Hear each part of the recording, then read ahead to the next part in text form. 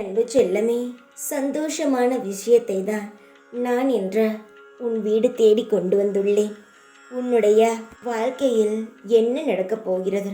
இதற்கு பிறகு நம் வாழ்க்கையில் என்னத்தான் மாற்றம் வரும்? நாட்கள் ஓடிவிட்டது, வயது ஆகிவிட்டது. இனி என்ன நடக்கும்?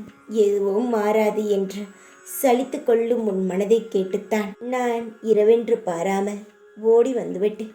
உன்னுடைய மன அழுத்தம் மிகவும் உன் உடம்பை பாதிக்கிறது. அதனால் எந்த ஒரு தேவையில்லாத யோசனைக்குள் உன்னை நீ திணிக்காமல் சற்று அமைதியாக இரு. நிம்மதியாக தூங்கினாலே உன்னுடைய மனதுக்கு தேவையில்லாத குழப்பங்கள் வராது. ஒரு மனிதனுக்கு எப்பொழுது நிம்மதி கிடைக்கும் தெரியுமா? தூக்கத்தில் மட்டும்தான். விழித்திருக்கும் பொழுது 1000 எண்ணங்கள் வரும். அந்த 1000 எண்ணங்கள் பல எண்ணங்களாக மாறி மேலும் கவலையைத்தான் உனக்குள் திணிக்குமே தவிர சந்தோஷங்களை நீயாகத்தான் உருவாக்கி கொள்ள வேண்டும்.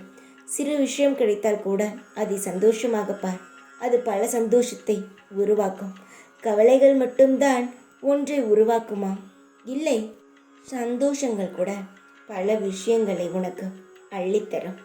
உன்னுடைய வாழ்க்கையில் என்னெல்லாம் நடக்கக்கூடாதோ அனைத்தும் நடந்துவிட்டு, எதையெல்லாம் நீ சந்திக்கக்கூடாது என்று நினைத்தாயோ அனைத்தையும் சந்தித்து விட்டாய். இனி நீ எதை பார்க்க வேண்டும் என்று ஆசைப்பட்டு என்னிடம் தேடி வந்தாயோ அனைத்தையும் நீ கண் கொளிர பார்த்து மனதால் ரசித்து ஒவ்வொரு நொடியும் உன் வாழ்க்கையை அனுபவித்து வாழ்வாய். சந்தோஷமாக இருக்க வேண்டிய நேரம்தான். இனி எதுவுமே உன்னை காயப்படுத்துவது போல் நடக்கவே நடக்காது. நிம்மதியாக இரு.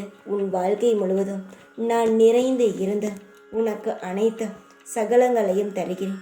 பெற்றுக்கொண்டு நிம்மதியாக இரு. உன் வாழ்க்கையில் எல்லாம் இனி சுபிக்ஷமே. தைரியமாக இரு.